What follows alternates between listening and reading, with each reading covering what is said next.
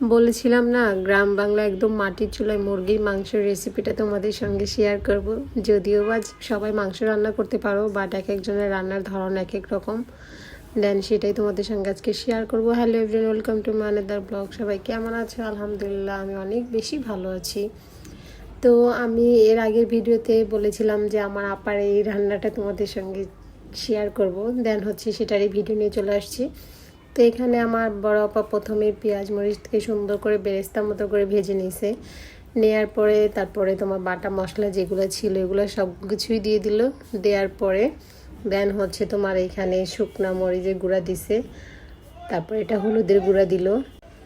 তবে একটা জিনিস তোমরা ফলো করছো কিনা বলতে পারি না, এখানে কিন্তু কাঁচামরিচটা অ্যাড করা হয় নাই। বিশেষ করে আমাদের বাড়িতে মানে গ্রামে যারা থাকে তারা রান্না করলে কাঁচামরিচটা দেয় না, বিশেষ করে মাংসের ক্ষেত্রে এই কাজটা করে।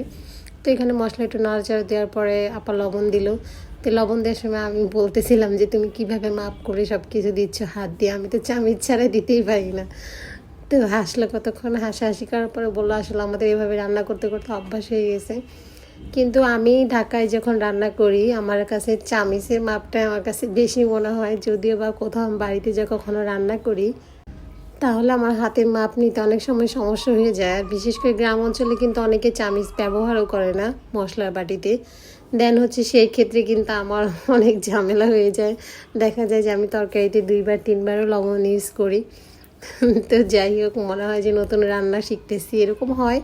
বেশিরভাগ হয় আমার শ্বশুরবাড়ি গেলে এরকম হয়, কেননা আমার শাশুড়ি তো এগুলো রাখেই না। চামিচ উনি রান্না করে যে খুন্তি এটা দিয়েই ইউজ করে।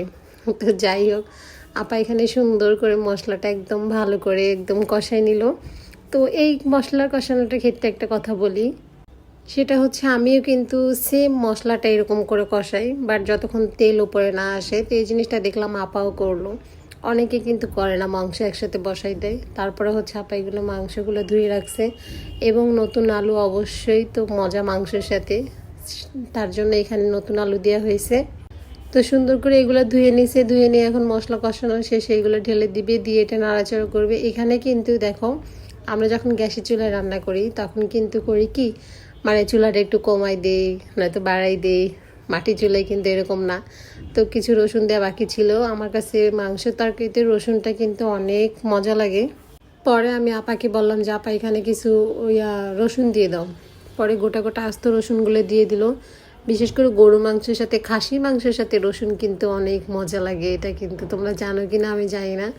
যদিও বা এর আগে আমি একটা ভিডিও দেখছিলাম, ওই যে ঢাকাতে যে মটকাহারি না কি বলে, মেবি আমার নামটা খেয়াল আসতেছে না। দেখছিলাম যে খাসি মাংসতে আস্ত রসুনগুলো রান্না করছে। বিশ্বাস করবো না, এত ভালো লাগছে দেখতে।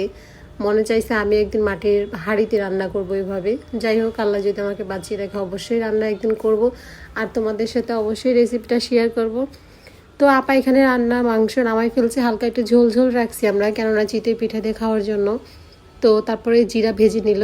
আর ম্যাক্সিমাম সময় কি করে ওনারা রান্না শেষে, বিশেষ করে মাংস রান্না হয়ে গেলে বা যে কোনো মাছের তরকারি হোক বা একটু হালকা ঝোল রাখলে আমি দেখছি যে এই জিরাগুলোকে এরকম তেলে সুন্দর করে গুঁড়া করে নেয়, নিয়ে তারপরে কি করে তরকারির উপর দিয়ে সারাই দেয়, দিলে নাকি ফ্লেভারটা সুন্দর আসে।